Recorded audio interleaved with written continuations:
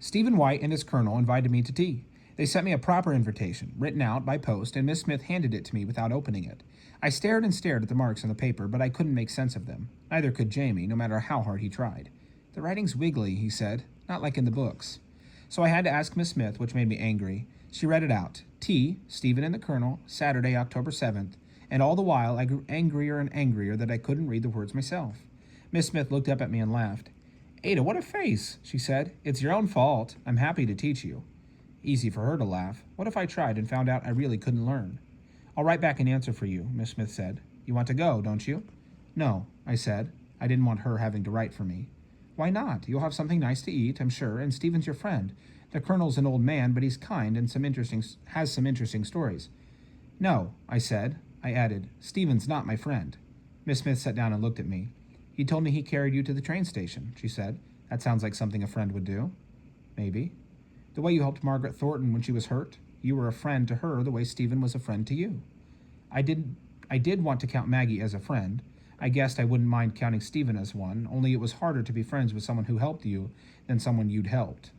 I know how to behave nicely, Miss Smith continued. You did when we went out for tea the other day, and I'd walk you to the Colonel's house and pick you up again when you were through. You wouldn't be there very long, perhaps an hour. You'd have a treat and a cup of tea and talk. That would be all. I scowled. Why do you want me to go? She sighed, air coming out her nose, so she sounded like butter. I don't care what you do. Only I thought you'd like to be around someone your own age for a change, and I was happy for you that you'd gotten the invitation. I swallowed. I didn't feel happy. I felt something else. Scared? I didn't know. I don't want to go, I said. You don't have to write anything. I have to write and decline the invitation, Miss Smith said. You've got to answer either way. I hadn't known that, of course. I kicked at the chair leg with my good foot while she got out paper and a pen. She wrote something down, then shoved it toward me. That says, Miss Smith regrets that she is unable to accept your kind invitation for October 7th.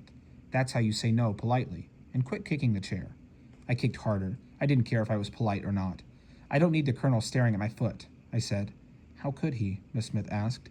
She grabbed my good foot and held it still. I said, stop it. And the Colonel wouldn't be staring at you under any circumstances. He can't see much of anything. He's gone blind. On the actual day of the 7th, it rained, cold and hard. I couldn't ride. Miss Smith gave Jamie scissors and a magazine with pictures of planes on it, and he was happy cutting them out and then flying them around the rug. I didn't have anything to do. I couldn't have gone to that stupid tea anyhow, I said. Miss Smith looked up from her sewing machine. She'd found some old towels and was turning them into dressing gowns for Jamie and me. Dressing gowns were like coats you put on over your pajamas in the winter when you weren't in bed. It wasn't winter cold yet, but it was cold enough that Miss Smith had lit the coal fire in the living room. That and the kitchen range kept the house warm. We'd have used my big umbrella, Miss Smith said. You still could have gone. Can I go now? I asked. Miss Smith shook her head. Once you've given your answer, you can't change your mind, she said. It's not polite. I don't care about polite. Maybe not, she said crisply. But the Colonel does, and tea parties are about being polite. I stomped my crutch. It landed on one of Jamie's paper planes, smashing it into the rug. Jamie howled. I didn't care. Miss Smith got up. What's wrong with you? My stomach hurts. You're angry, she said, but you can't take it out on Jamie. Say you're sorry and see if you can fix that plane. I'm not sorry, I said. Miss Smith pressed her eyes shut. Say it anyhow, she said. No.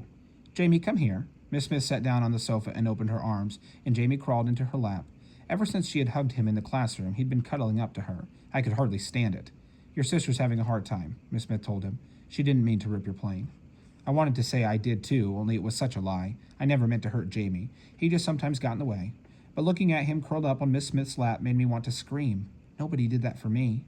Except that Miss Smith patted the space beside her. Sit down, she said. No, really, sit. And then she put her arm around me and pulled me halfway over. She did. I was almost on her lap. You're so stiff, she said. It's like trying to comfort a piece of wood. It felt very odd to have her touch me. Of course it made me tense, but I didn't go away inside my head. I sat on the sofa with Miss Smith's arm around me and Jamie breathing soft near my shoulder, and I watched the coal fire flicker, and I stayed right there in that room, and none of us moved for half an hour. Jamie fell asleep, and Miss Smith and I just sat, neither of us saying a word, until it was time to put the blackout up and make tea.